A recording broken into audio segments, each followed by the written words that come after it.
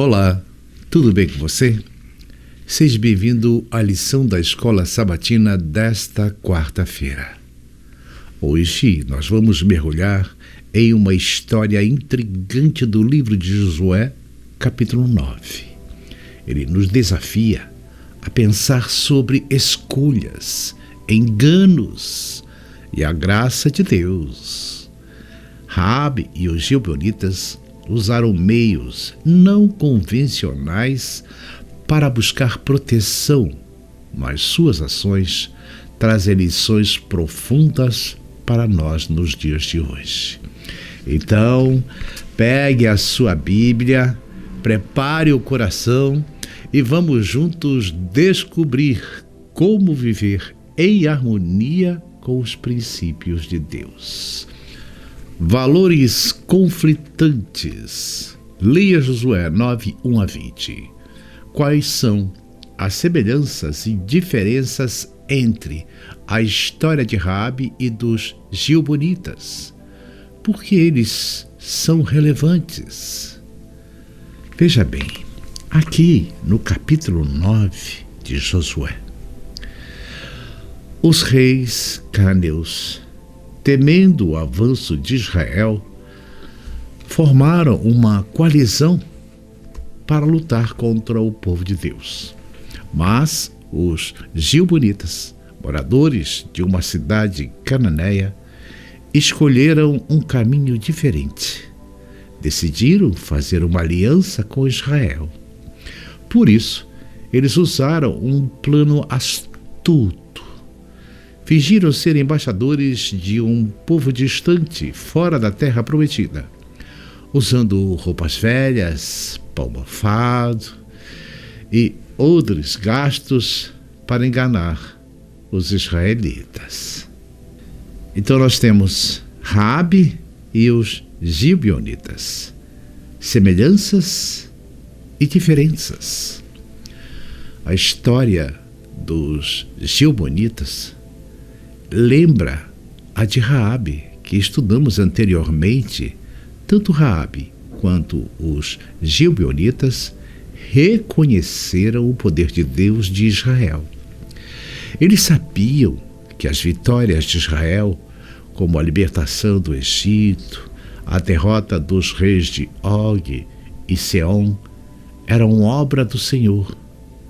Mas enquanto Raabe buscou uma aliança com Deus por fé, mesmo mentindo para proteger os espias, os gibeonitas usaram um engano calculado para salvar a própria pele. A palavra hebraica para astúcia dos gibeonitas, armahã, pode ser pronunciado também armã, é a mesma usada para descrever a serpente de Gênesis 3, lembra? Isso nos alerta por trás do engano havia uma intenção de autopreservação, mas também uma falta de confiança plena em Deus. Então, nós temos o erro de Josué. Josué e os líderes de Israel caíram no trunfo dos gibeonitas. Por quê? Porque não consultaram a Deus antes de fazer o acordo, como orientava a lei de Moisés em Números 27, 16, 21. Esse foi um erro grave. Josué deveria ter buscado a vontade do Senhor, como todo líder cristão deve fazer. 1 Crônicas 28, 9. Sem essa consulta, Israel ficou preso entre violar a conquista da terra ou quebrar um juramento feito em nome de Deus.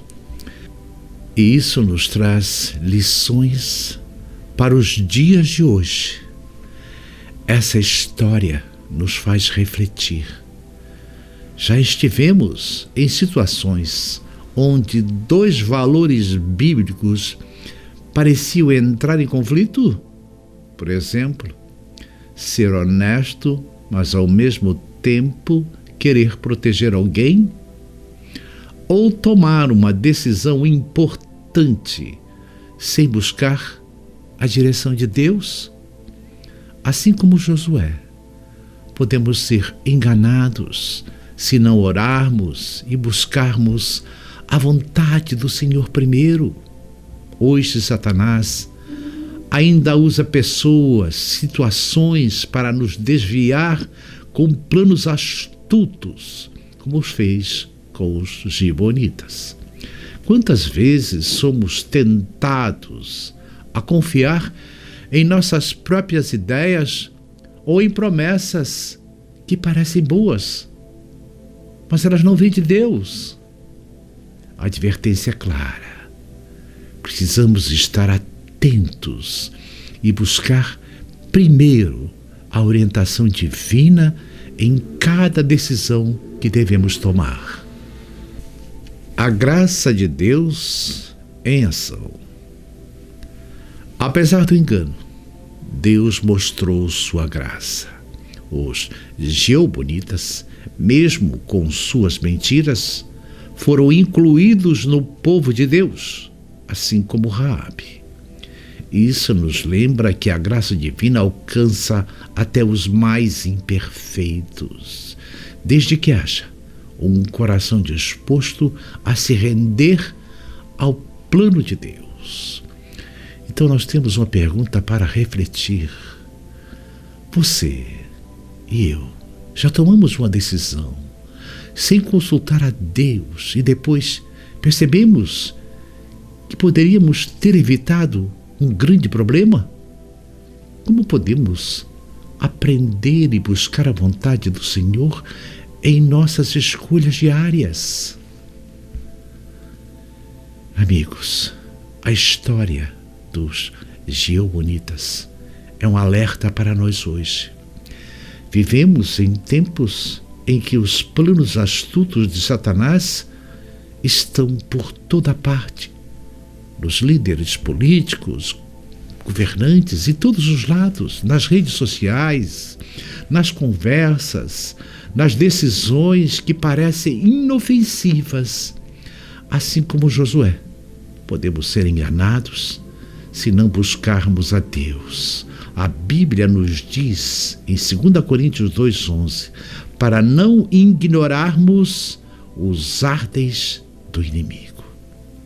O verdadeiro sucesso não está em seguir nossos próprios caminhos, mas em viver em harmonia com os princípios de Deus, que estão expressos em sua lei. Vamos orar. Querido Pai Celestial que estás nos céus, nós te damos graças, Senhor, e te agradecemos por tua graça que nos alcança, mesmo quando erramos. Nos ajude a buscar a tua vontade em cada decisão que devemos tomar, para que não caímos nos enganos deste mundo. Nos dê sabedoria, Senhor, para viver segundo os teus princípios e coragem para confiar no Senhor. Senhor, liberte esta nação dos algozes que perseguem os inocentes. Senhor, que esta nação seja liberta, que o teu povo, Senhor, encontre abrigo debaixo das suas asas, para que possamos clamar as mensagens dos 3 anjos e levar ao mundo todo a sua palavra, que é o Evangelho eterno. É o que oramos em nome de Jesus. Amém. Meus queridos irmãos e irmãs, essa lição é poderosa.